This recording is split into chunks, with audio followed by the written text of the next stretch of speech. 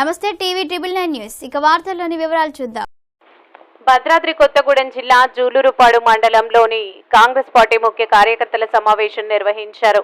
బైరా నియోజకవర్గ ఎమ్మెల్యే మాలోతు రామదాస్ నాయక్ హాజరయ్యారు. ఈ సందర్భంగా ఆయన మాట్లాడుతూ రేపు కొత్తగూడెంలో జరగబోయే జనజాతర సభకు తెలంగాణ రాష్ట్ర ముఖ్యమంత్రి రేవంత్ రెడ్డి హాజరవుతున్న సందర్భంగా మండల కేంద్రంలోని కాంగ్రెస్ పార్టీ కార్యకర్తలు అధిక సంఖ్యలో పాల్గొనాలని ఆయన పేర్కొన్నారు.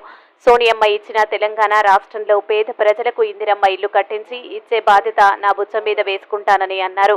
రానున్న రోజుల్లో బీఆర్ఎస్ పార్టీ ఖాళీ అయిపోయిందని, ఆ పార్టీలో ఎవరూ మిగిలరని ఆయన పేర్కొన్నారు. అనంతరం వివిధ పార్టీల నుంచి సుమారు 200 కుటుంబాలు కాంగ్రెస్ పార్టీలో చేరాయి. ఈ కార్యక్రమంలో కాంగ్రెస్ పార్టీ నాయకులు బొర్రా రాజశేఖర్, లేలా వెంకటరెడ్డి, కాంగ్రెస్ పార్టీ మండల అధ్యక్షులు మాలోతు మంగిలాల్ నాయక్, వివిధ గ్రామాల ఎంపీటీసీలు, మాజీ సర్పంచ్లు, ముఖ్య కార్యకర్తలు తదితరులు పాల్గొన్నారు. ఇందిరమ్మ రాజ్యాన్ని ఇచ్చిన తెలంగాణ ప్రజానికానికి సోనియా గాంధీ గారు మాట ఇచ్చారు. 6 గ్యారెంటీలు చెప్పింది. 6 గ్యారెంటీలు ఇవాళ తల్లులు బస్సులో టికెట్ లేకుండా తిరుగుతున్న పరిస్థితి ఉంది. 200 యూనిట్ల కరెంటుకి డబ్బులు కడుతున్నావా? కరెంటుకి పోయిన నెల కట్టినావా? అది ఇందిరమ్మ రాజ్యం అంటే. అట్లనే మనం ఆరోగ్యశ్రీ ఇచ్చినాం. అన్ని కార్యక్రమాలు కాంగ్రెస్ పార్టీ చేస్తా ఉంది. మీకు అసలు మనసులో ఉంది, అసలు సంగతి చెప్పట్లేదని. మీకు అందరికీ ఇళ్లు కట్టించే బాధ్యత. మీరు ఆ రోజు ఇందిరమ్మ ఇచ్చిన రాజశేఖర్ గారు ఉన్నప్పుడే మనందరికి ఇల్లు వచ్చినాయి. ఇందిరమ్మ ఇల్లు ఈ 10 సంవత్సరాలు ఎక్కడ కూడా ఎవరికి ఇల్లు ఇవ్వలే. పక్కనే ఉన్న సాయిరాం తండా 10 సంవత్సరానికి 20 ఇళ్ళు ఇచ్చినా, 20 ఇళ్ళు ఇచ్చినా 10 సంవత్సరాల 200 ఇళ్ళు వచ్చాయి సాయిరాం తండా. ఉదాహరణ చెప్తాను. అంటే సాయిరాం తండా ఈ రోజు బస్తీలాగా కనపడేది. మనకు అన్యాయం చేసిండు కేసీఆర్. మన హక్కు అది, మనకు రావాల్సిన ఇల్లు అది, మనకు కట్టుకోవాల్సిన ఇల్లు అది.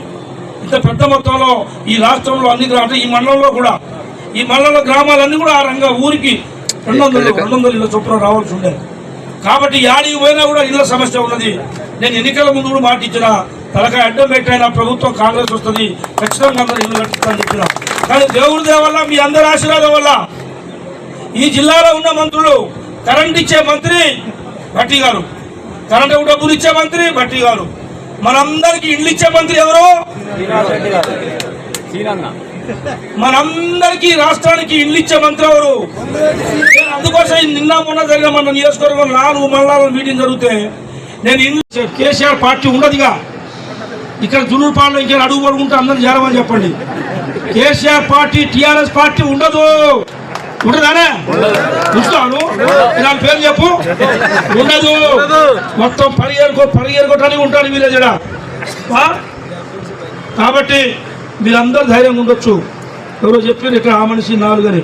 4 గ్రూపులు ఉన్నా, మీరు 5 గ్రూపులు ఉన్నా, మిమ్మల్ని అందరినీ భుజం మీద వేసుకొని మోసే బాధ్యత నాదని మనం చేస్తాం.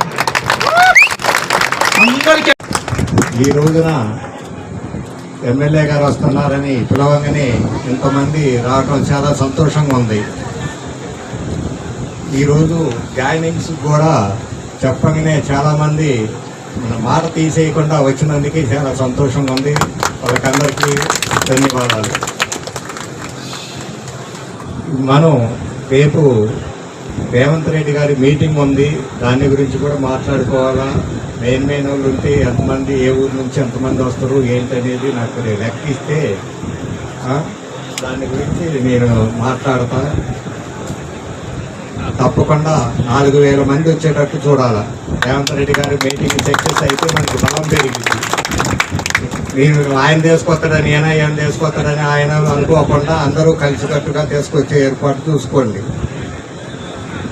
వార్తలు ఇంతటితో సమాప్తం. మళ్ళీ తిరిగి ప్రసారం అయ్యే టీవీ ట్రిబుల్ 9 న్యూస్లో కలుద్దాం. అంతవరకు సెలవు.